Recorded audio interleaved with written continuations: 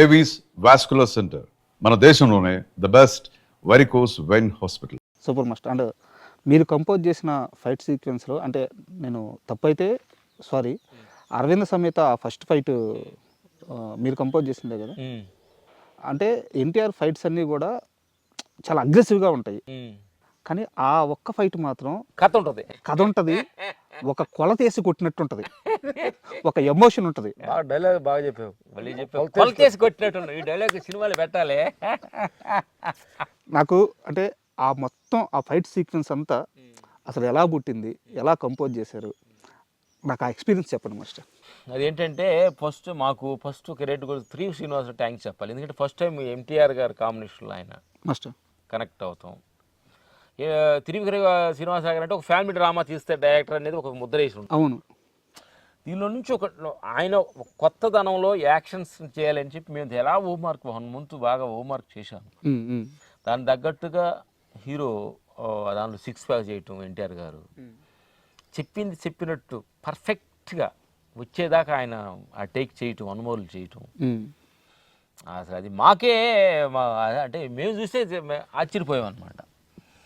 అంటే అందరూ కలిసి ఒక హీరో, ఒక డైరెక్టర్, ఒక ఫైట్ మాస్టర్స్, ఒక కెమెరామెన్స్ వీళ్ళందరూ కలిసి కట్టుగా అది మేము చేసిన పకటబందీగా చేసిన సిచ్యువేషన్ అనమాట. కొన్ని కుదిరితే అట్లా కొన్ని నేచర్ కూడా ఆ సమయంలో త్రో చేసే విధానం కూడా వేరే ఉంటుంది. ఒక్కొక్క సమయంలో ఒక్కొక్క మన తెలియకుండానే ఒక డీప్కి వెళ్ళిపోతుంది, మనం చేసిన దాని సెన్స్ ఉంటుంది. కొన్ని సమయంలో మనం తెలియకుండానే కొన్ని కనెక్ట్ అవుతుంది, బట్ ప్రకృతిలో మార్పు చెందుతూ ఉంటుంది. అలా సమయంలో అది కుదిరింది.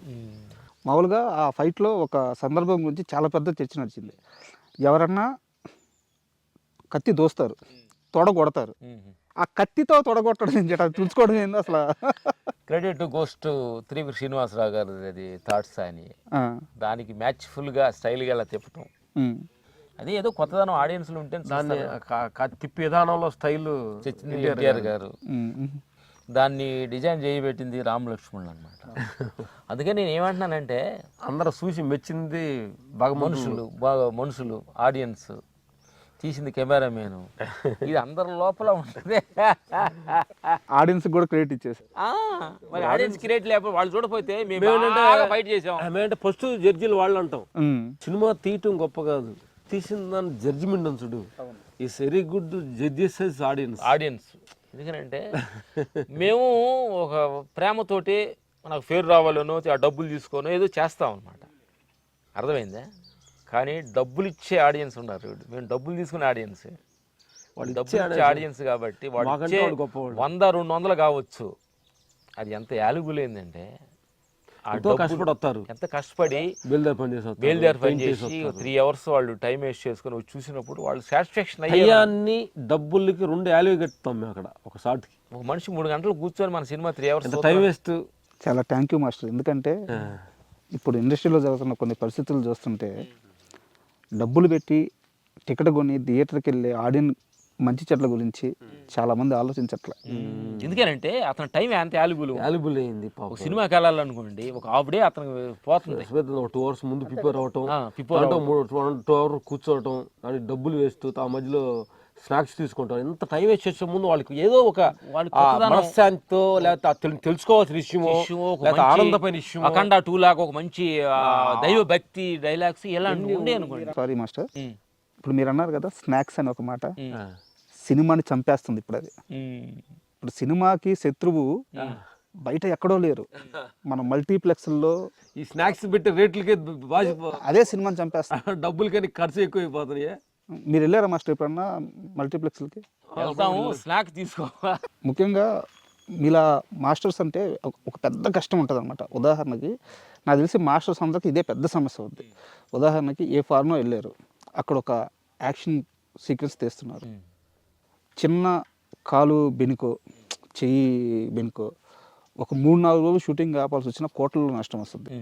అట్లా ఫారెన్ షూట్స్కి వెళ్ళినప్పుడు హీరోలు కానీ ఆ ఫైట్ చేసేవాళ్ళు కానీ ఎలా కాపాడుకోవాలి, చాలా జాగ్రత్తగా ఉండాలి కదా.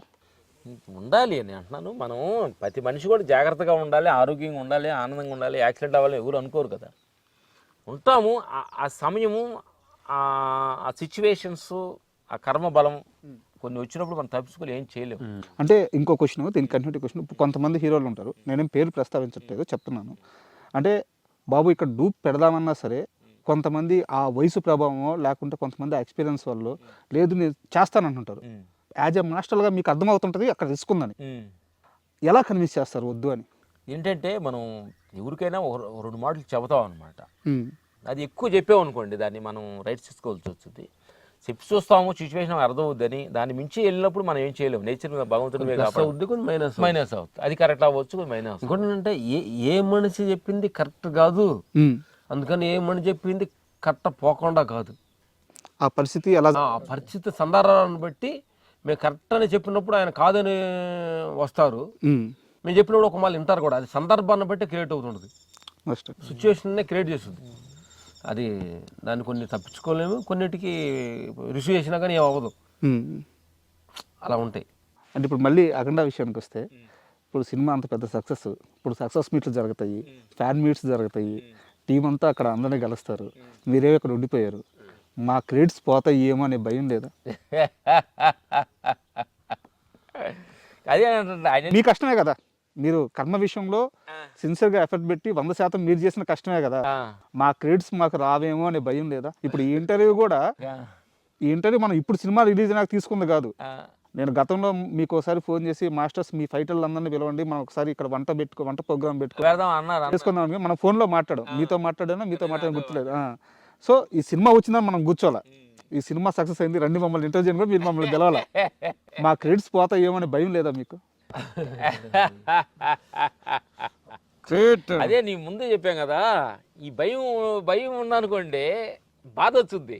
మీ పని కదా నేను అంటుంది, ఇది మీరు పనినైతే ప్రేమిస్తున్నారు కదా. అంటే ఇంకోటి మన క్రెడిట్ పోద్ది ఉంటుంది పోతుంది అనుకుంటానికి అసలు మనకి సంబంధం లేదనేది మేము అనుకుంటాం.